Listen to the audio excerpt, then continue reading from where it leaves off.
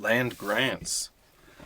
Awards of territory given by the government in recognition of political power or important works. Imperial fiefs, noble proxies. Discoverer land grants, inside and outside the Imperium. Land grants are cumulative. Each title confers its own land grant, for example, a knight and one main world hex, a marquis, 8 main world hexes in one subsector. Or for the Emperor, 256 main world hexes anywhere in the Empire, from which to derive a profit equal to 10,000 credits per trade classification per year.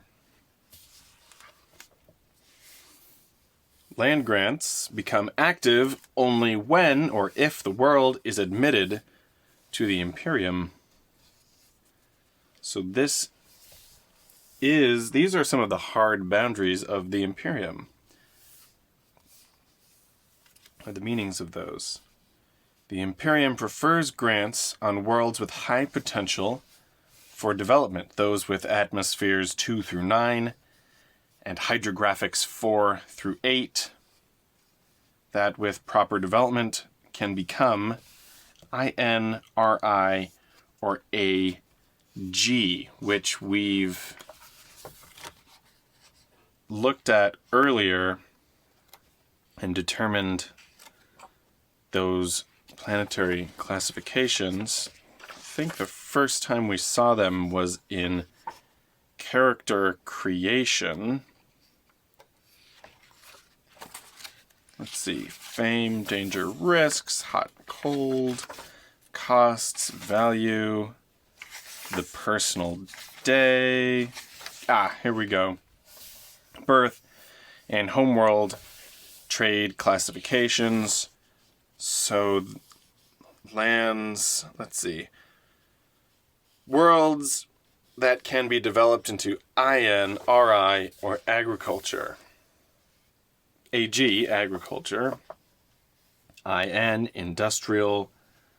RI, rich, for which a denizen might acquire a skill in one art. A rich world. Such as Rocklaw. Or, I could have sworn Earth was, let's see, Earth is a GAHI, garden world of high population, not rich. So land grants also involve proxies of nobility. Because of the great distances within the empire, it is impractical for every noble to attend and participate in every session of the moot. As a result, they transfer their votes to others as proxies, or what I've heard referred to as liquid democracy. Although, here it is not democracy, since, after all, we're talking about aristocrats appointed their land grants in recognition of political power or important works important to the Imperium. Most nobles assign their right to vote to a trusted colleague. A proxy is assignable to any other noble of equal or greater rank, and is worth about 100,000 credits per vote. The aging process. Characters naturally grow old, and as they do, experience the effects of aging. Here we have a table involving the stages of life from infant through retirement. We have the asterisk here. The typical start of adventuring is years 18 through 25, or terms 2. Of course, it's terms.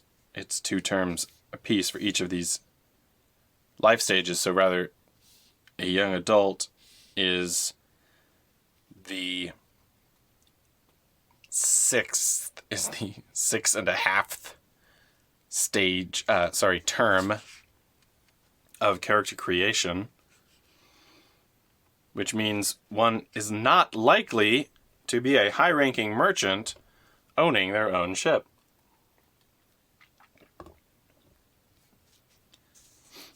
Very unlikely, especially if we begin character creation in adolescence, pursuing 2 terms or 1 term of education and then 3 terms in career. That's a fairly hefty number of terms, but not sufficient to acquire an entire ship. Physical aging affects all of the physical characteristics. Mental aging affects some of the mental characteristics. Human physical aging affects strength, dexterity, and endurance beginning at age 34, or peak human, and is resolved as an aging check, which must be rolled every 4 years, resolved on their birthday. So that might be resolved either during play or during character creation. And it's a roll to determine whether or not a characteristic is reduced.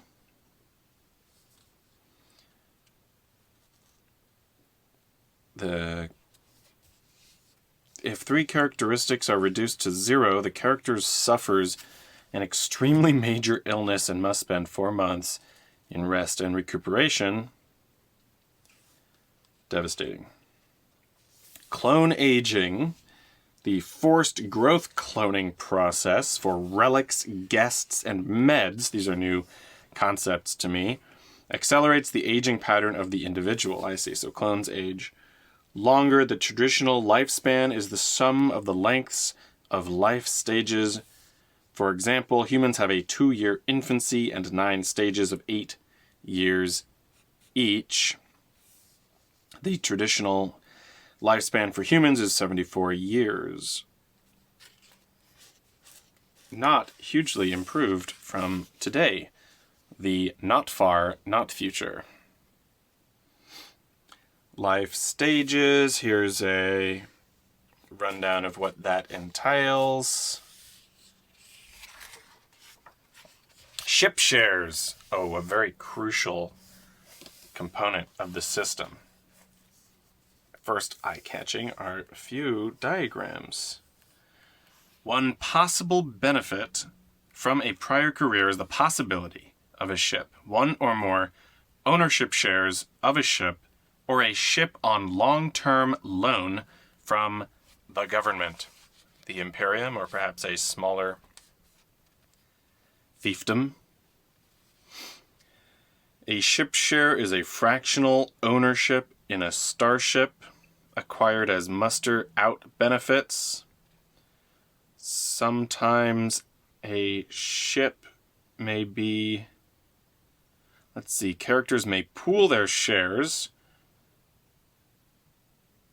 Some acquired ships are provided on loan. Others are purchased. Loaned ships are subject to basic eligibility requirements. The ship shares are expended when the loan is made, or virtually any ship can be acquired with ship shares. 1 share acquires 50 tons of the ship. Thus, a 200-ton free trader requires 4 ship shares to acquire full control. Fewer than the required shares may be used. A 200-ton free trader requires 4 ship shares to acquire full control. I see. Whereas if one is attempting to acquire a ship as a merchant, a typical merchant ship is 10 to 20 shares, or 500 to 1,000 tons.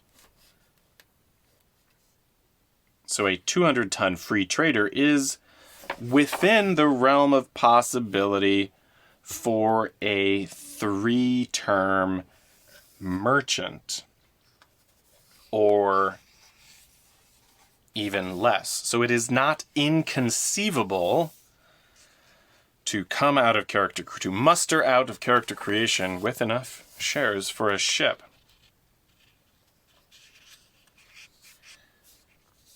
Fame. Explanation of fame: the level of recognition or respect that society, or specific subdivisions of society, such as the military, holds for an individual. Not a guarantee of instant recognition, it is the likelihood that a search of documents or databanks will return information about the individual, reflecting their infamy or notoriety, if not a more positive status. Fame stacks. It's the sum of all fame points received. 220 is noted as fame level. A world famous entertainer has fame 10. Name recognition anywhere on the world. So one can acquire fame as a rogue, or as an entertainer, or as a craftsman. I see. Every character has a fame score attributed to them. Craftsmen through their masterpieces, scholars through their rank and publications. Citizens have, intuitively, no intrinsic fame. And scouts through their discoveries, merchants through their rank and ship ownership, armies through their rank, or rather, army forces enlisted, army, marine, or navy officers through their rank as officers, and through their various medals and awards, agents through their commendations, rogues through their successful, or even more so, failed schemes.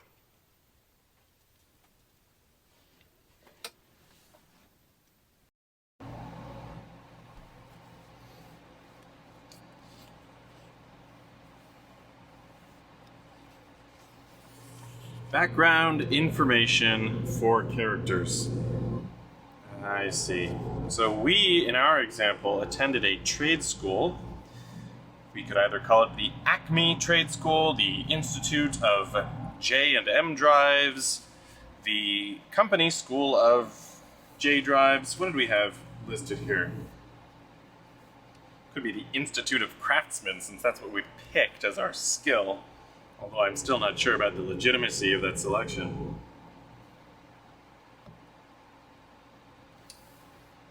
Or brokerage. The Institute of Brokerage. I wonder where we get company names from. Characters have greater depth than a mere list of numbers and skills. The beginnings of this background are provided by the background tables, which go on for for several pages onto the character card.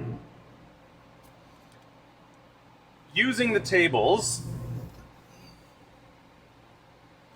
we can roll for educational institutions, to name them.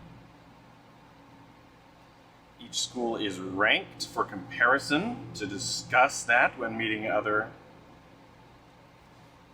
graduates, alumni. There's a table of life motivations to provide concepts or situations which ultimately motivate a character. Although as time passes, we may reveal through events or activities more about this motivation. One gets one life motivation acquired secret, former organization, and important event per each career.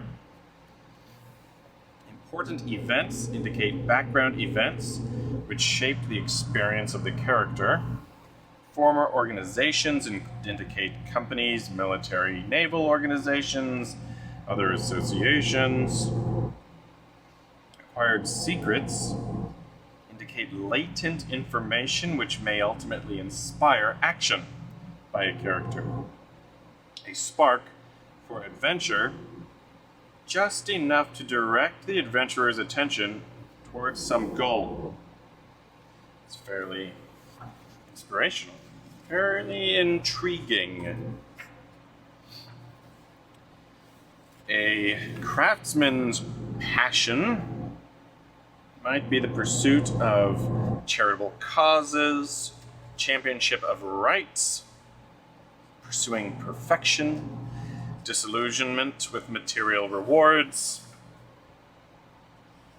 righting a long-forgotten wrong, or finding a masterpiece sold long ago. Our own or someone else's? These are the kinds of tables I would rather not read until I am rolling on them. All the better to savor the novelty. Here are, although, was there one thing I was interested to know?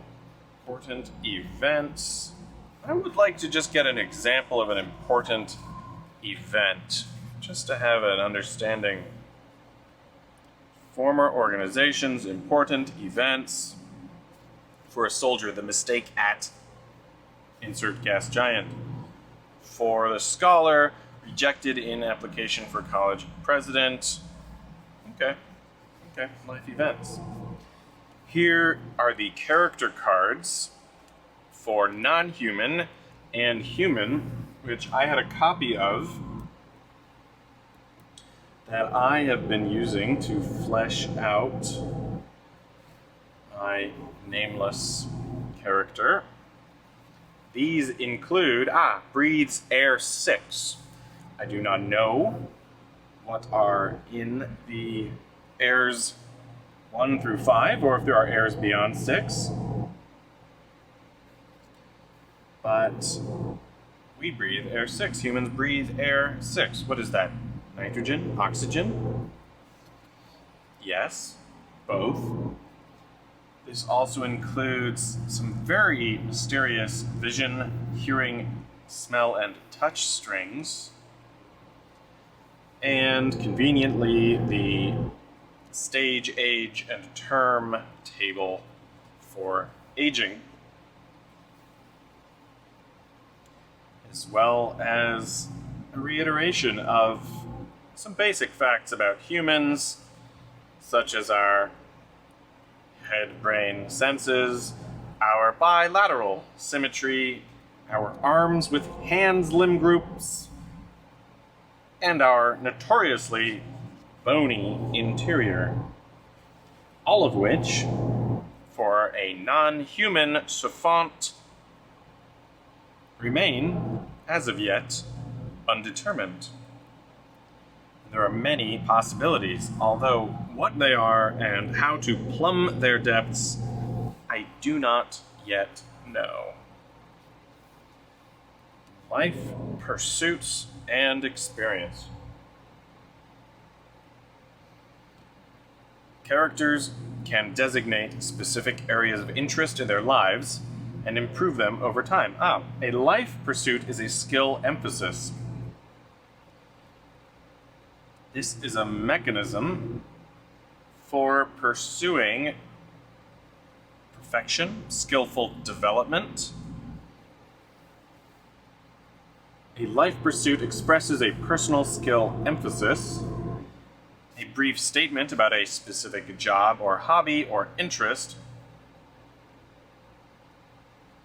a job title. It involves a title, a required characteristic that applies to the use of the primary skill, and the most appropriate skill, knowledge, or talent for the life pursuit. hiring. Let's see, while it is possible to have dozens, they would not then express important interests. Most characters should have 3 or 4 life pursuits. For reference, a player may ask about a particular life pursuit. For example, what's involved in being a concert pianist? So, life pursuits are, for reference, a hobby, and can be, the priority of which can be shuffled from time to time. The value. When a life pursuit skill is used, the character is allowed mod +1. Well, there you go. It is your favorite thing for which you have derived a knack. And a certificate is a formal statement testifying that a character can succeed at specific tasks. One can take a test by showing up at a testing center and paying a fee. Where would we find such testing centers? Well, it depends for many careers. Scouts can be tested at the local scout base. Merchants at a starport class A.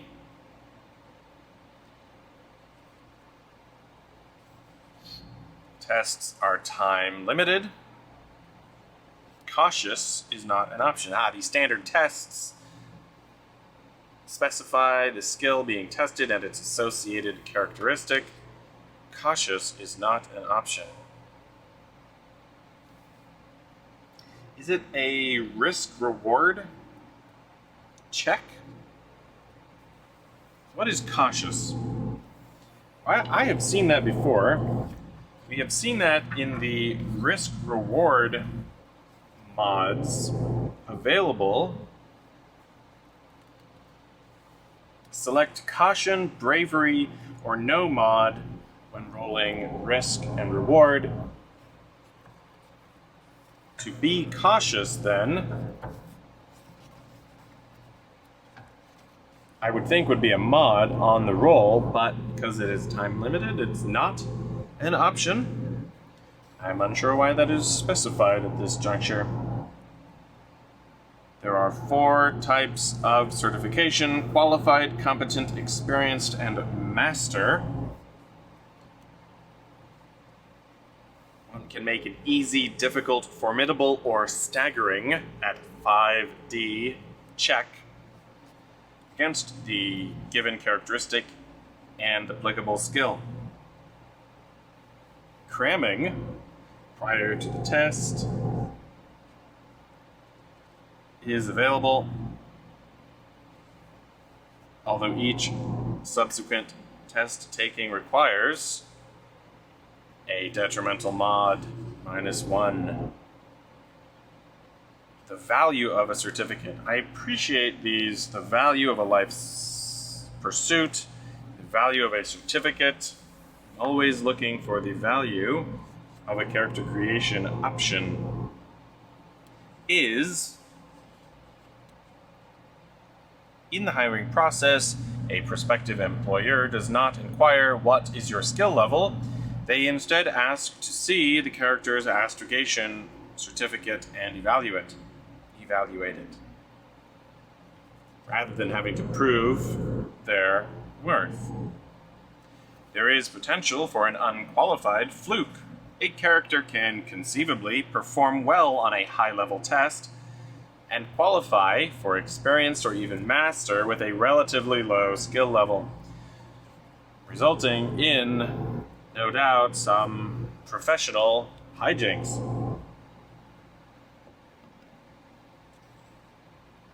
Experience. Characters continue to improve throughout their lives. The expected standard is that a character will gain 1 skill a year through experience, which is less than in the training and career stages of their lives, but presumably, well, there are other rewards to adventuring. In the course of play after each session, the referee reviews the events and notes for each player. Reviews the events and notes for each player the life pursuit skill best used during the session. So we can develop our life pursuit skills, but not the other skills we've had, perhaps, because they are not life pursuits. We're pursuing other skills.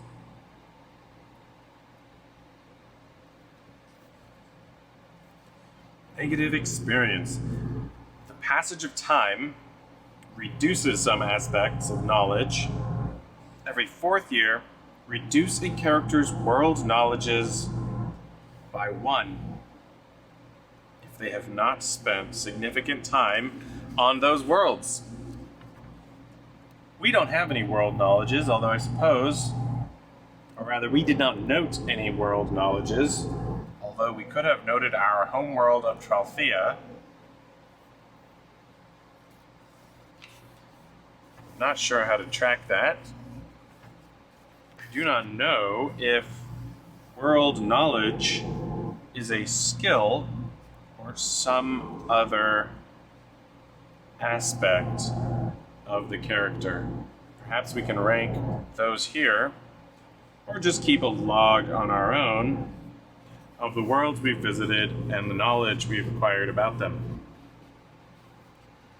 Genetics. The characteristics of Traveller characters have a generated component and an inherited component. For humans, strength is generated with 2 dice.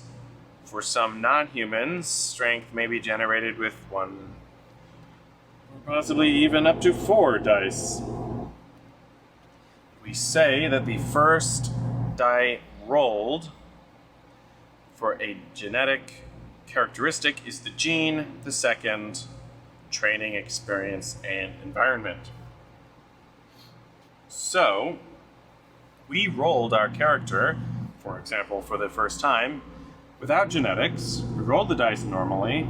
We did not roll up a genetic profile. We did not roll up a heritable genetic term for our character.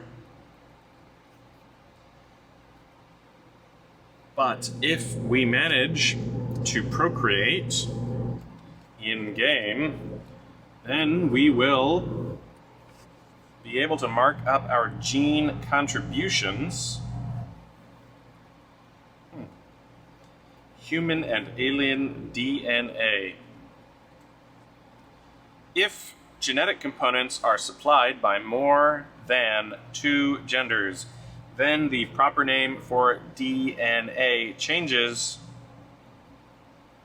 For ease of reference, DNA in a general sense includes all the other possible nucleic acid structures,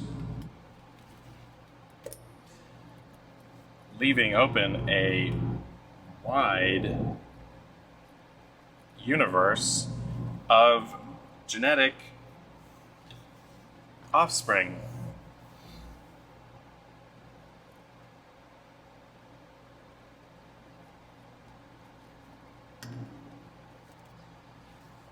If sophont generation dictates that a characteristic is rolled with 1d, then all of that value is the gene, and there's no generated. So, genetic component 1Na, 2Na, 3Na. Yes, for a dual gender,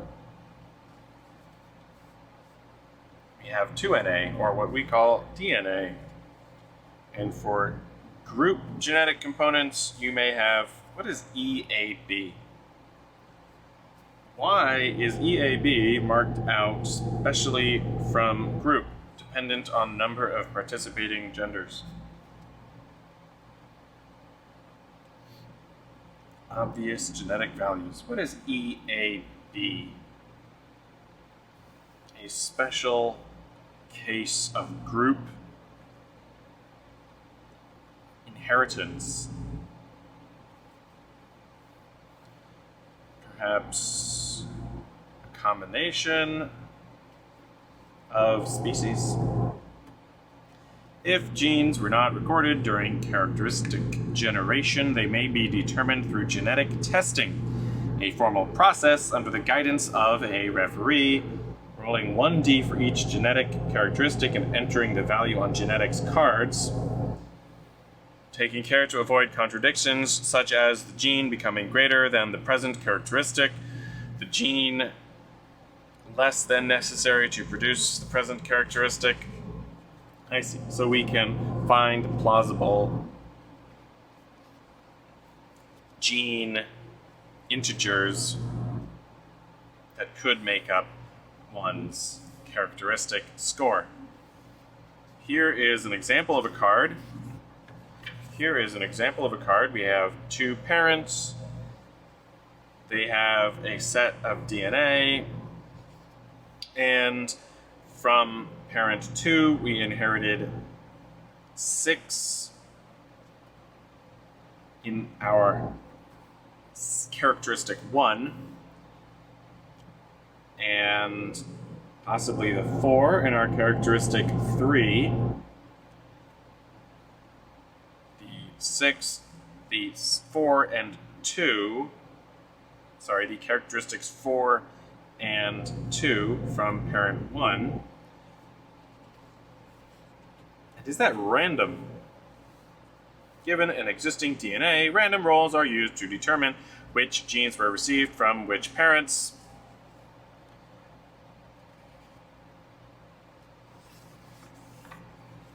Which is certainly in accordance with my high school understanding of biology.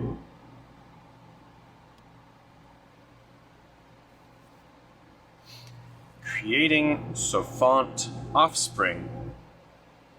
Exclude neuter parents. Contribute genes, some of which are gender-linked and automatically transmitted to same-gender children. Some are caste-linked, automatically transmitted to same caste children, in the case of, I suppose, some kind of hive, caste-based species. An intriguing prospect, as of yet unexplored in my understanding. The number of offspring can vary wildly. Genes can change due to mutation. And so, how do we roll for that? Roll on the mutations table during UPP creation for each possible gene which may convert a parent's gene from an existing recessive to standard. Engineering is one rationale behind acquired characteristic increases in character generation. Cloning is an individual created using the genes from one single parent and will be the same gender and genetic caste as the parent. There is no common ancestor for all life in the universe. Life has evolved independently from the primordial soup on many, many worlds. Nevertheless, parallel evolution has produced life forms which are similar in biochemical and genetic structure.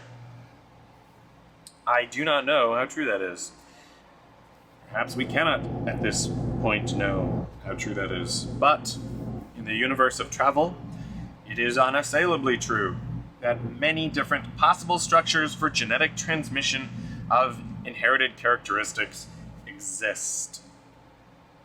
Beyond DNA, possibly involving amino acids, triple helices, quadruple helices, and more. Here are some 81 possible genetic profiles. Nearish the middle, SDEIES. For strength, dexterity, endurance, intelligence, education, and social standing is the human genetic profile, just next door to one that's the same but involves caste instead of social standing. These are all the combinations available of the characteristics described in prior chapters. And here are a smattering of available genders, all the way from the male and female symbols with which we are familiar here on Earth, through egg donor, genders 2 through 6, alts 1 through 3, alts 1 through 6, strange, and bizarre, which may have unpredictable interactions. We do not know what interspecies fertility might be available. The result of interspecies fertility is a chimera, creating offspring which share some of the details of each species, senses, body structure, and other elements. In the majority of cases, such offspring is non-viable. When viable, often sterile. When viable and non-sterile, it breeds true with other viable non-sterile offspring. And here, another paragraph detailing bacteria, microbes, and other viruses, which can be assigned a genetic profile.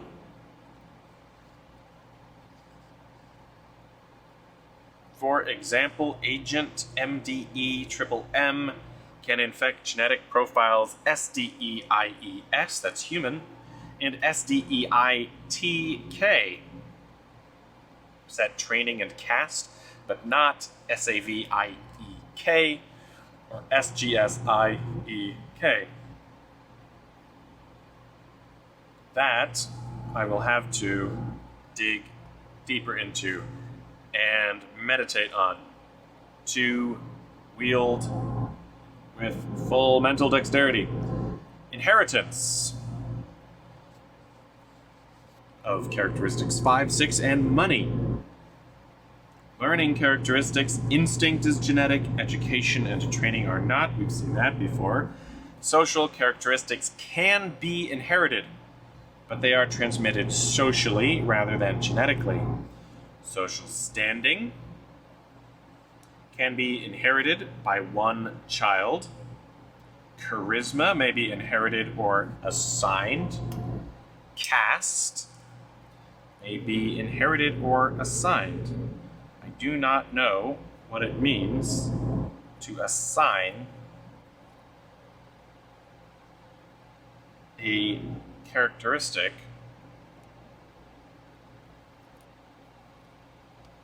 And children routinely inherit the assets of their parents, prescribed by local culture, law, and the referee. Human genetics. Here are some tables and a card for tracking the genetics of a family, with a couple of individuals, their genders, and their current genetic and dominant UPP code strings.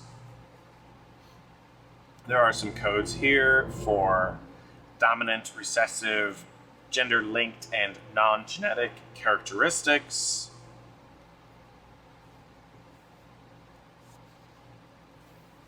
and the table of mutations. +1 G-linked, +2 dominant recessive. I will have to reread the rules on that one to attempt it. Non-human mutation table. Interesting. This seems a little bit more complex. We have standard and solitaire gender mutation tables, with the solitaire gender mutations appearing to be slightly busier, with a 50-50 chance of a -1 and +1 for the characteristic, as well as recessive and dominant chances. And I see that there are, of course, no gender-linked genes for a solitaire gender sophont.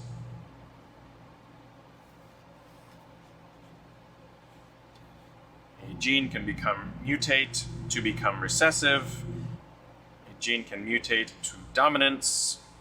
A gene's value can mutate to be increased or decreased, to become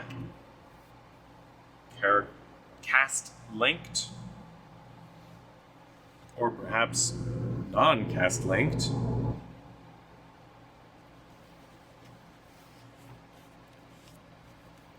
Here are some trees.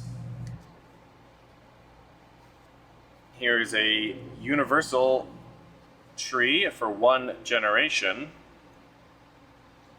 of up to 5 parents.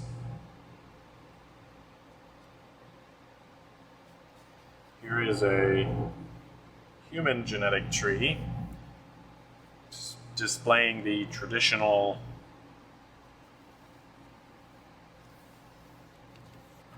duo of genders.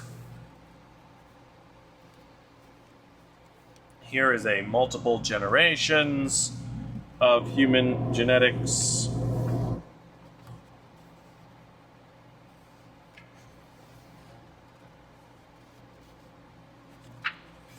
Which would not, I consider, work for the protagonist of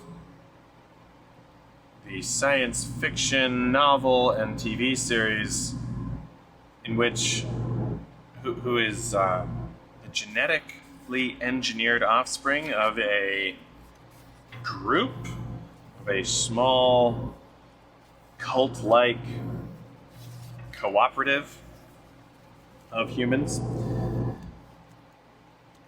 Chimeras can be engineered or naturally produced by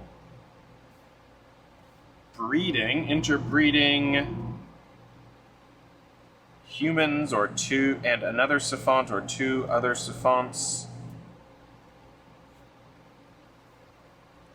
We can determine their niche and sub-niche, what they breathe, what genders they express, what castes they are confined to, what their racial scent is, an interesting concept, and their body structures, what limb groups, head, torso, body fluids, etc. they rely on. And viability, one would think one could roll for off the bat. Obvious viability faults include lack of useful senses or lack of useful limbs. Less obvious faults include short lifespans or abilities not well adapted to intended conditions. So perhaps we may not know who or what is viable.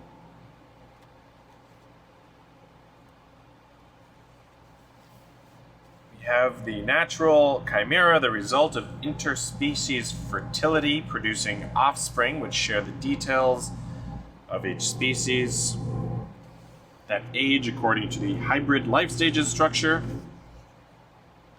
that reproduce normally, that can be injured in the same ways as their pattern sophonts and heal the same way,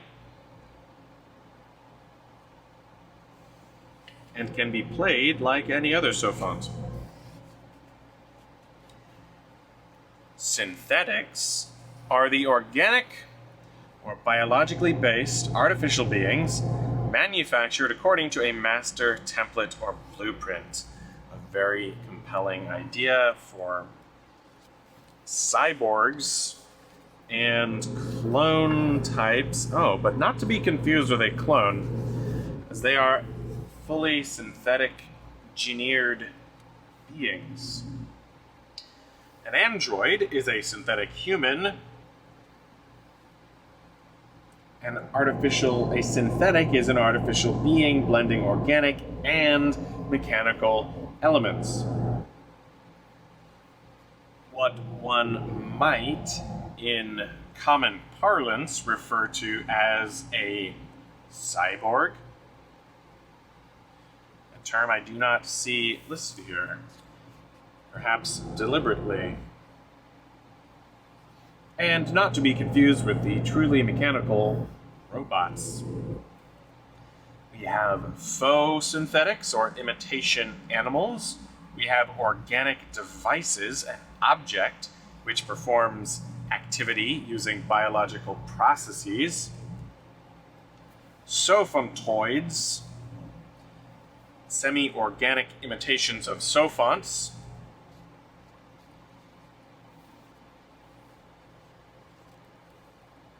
I think it would be interesting to play as an organic device. For a sophontoid appears to be an imitation of an existing sophont, based on an existing human, for example. Semi-organic bodies, semi-organic brains, and implanted personalities. The vat is the production facility for semi-organics. They are manufactured. They cannot reproduce and cannot be easily cloned because some components are non-biological.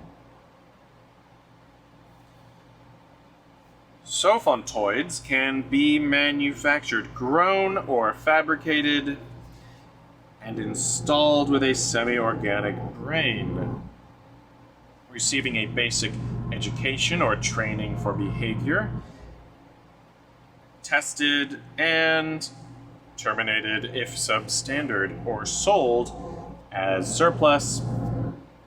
Some even escape. Sophontoids are incapable of individual reproduction, may know about their native factory or may be ignorant about their origins, may have external gender characteristics or lack any specific gender characteristics, and cannot be cloned using normal processes. Sophontoids naturally receive a characteristic sanity equal to 2D. Experience has shown that sophontoids are more likely to retain sanity if they have a hobby. Sophontoids. Sophontoids. Sophontoids. Sophonts. Sophontoids.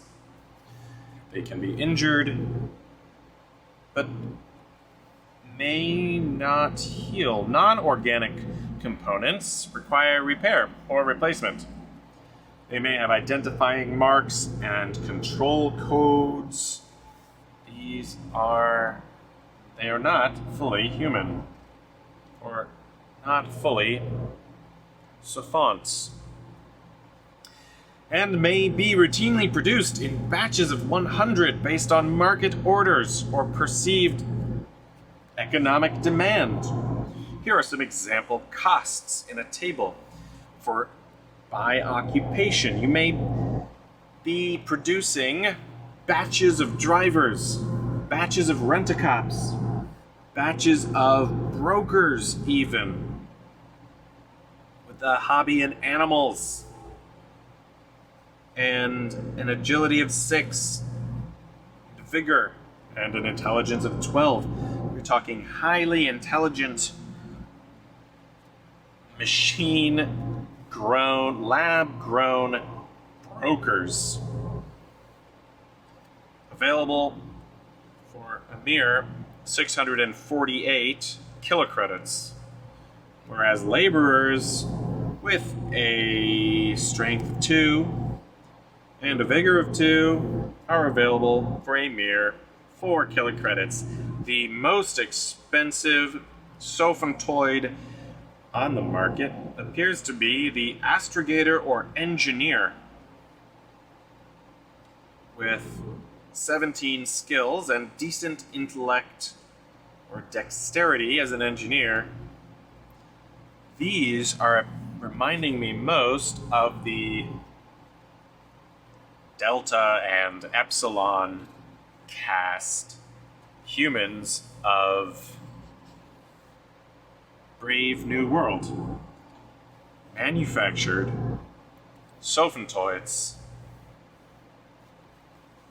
geared for and not fully human lives. Horrifying in many regards.